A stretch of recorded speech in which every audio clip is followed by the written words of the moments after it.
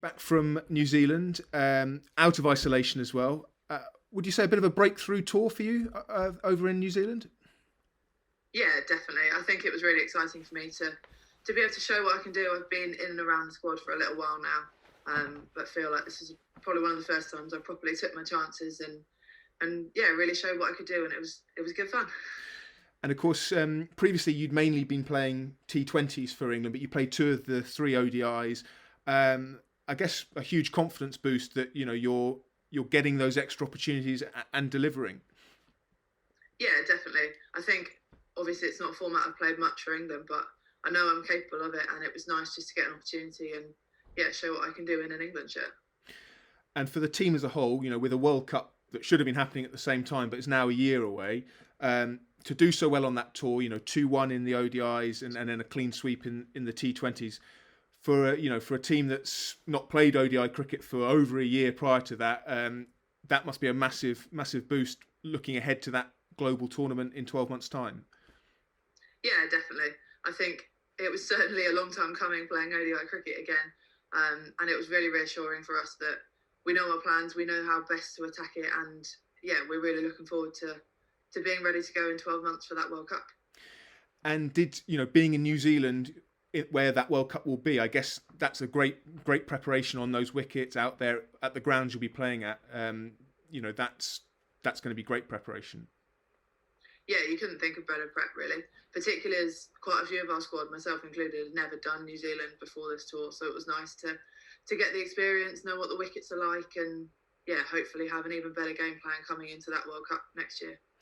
And for you, I guess personally, the ambition is to be competing for a place in that World Cup squad. Well, beyond the squad in the 11, come March 2022.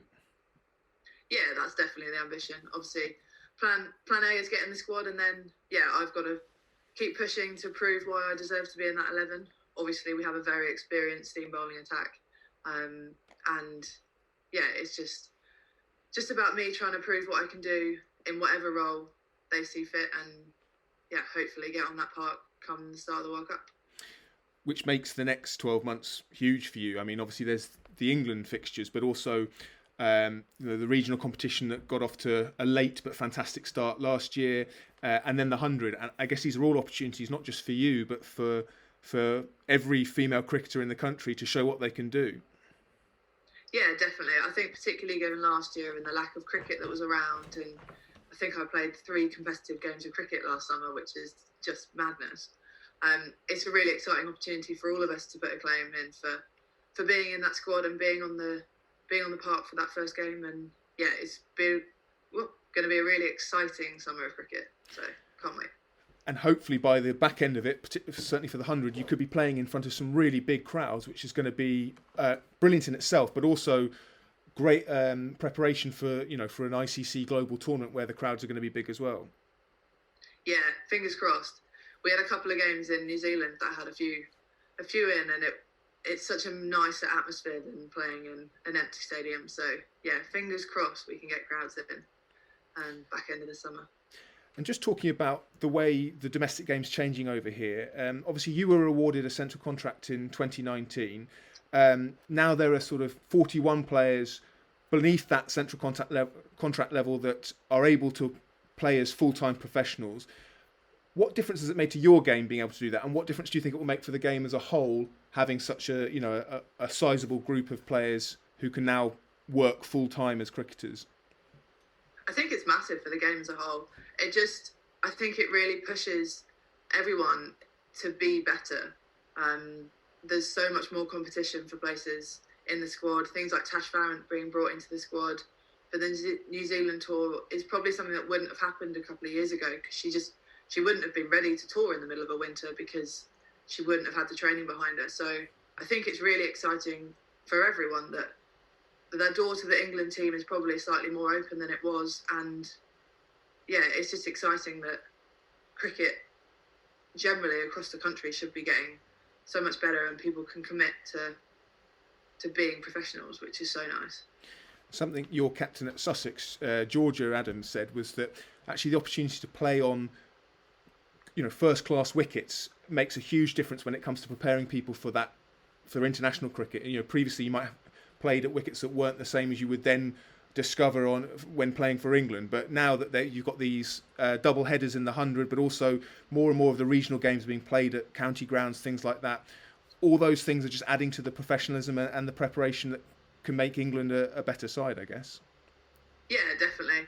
And I think it means that if the girls make the jump up, then it's not quite as big, and they know what to expect. They know what being a professional environment and playing in front of big crowds and everything, they're more prepared for us. And yeah, I think it's just good for the game, and it puts pressure on us to make sure we're good enough to keep our spots and keep performing. Talk about competition for places. Obviously, it's a really good seam attack currently in the England setup. What have you got to do to make yourself, a first pick in that England team? I think if I had an answer to that question, I'd have been playing a couple of years ago. No, I think it's the key for me is just looking to put in performances and take chances when I get them. And that was the biggest thing I took away from the tour. That it was nice for me that I was able to do that.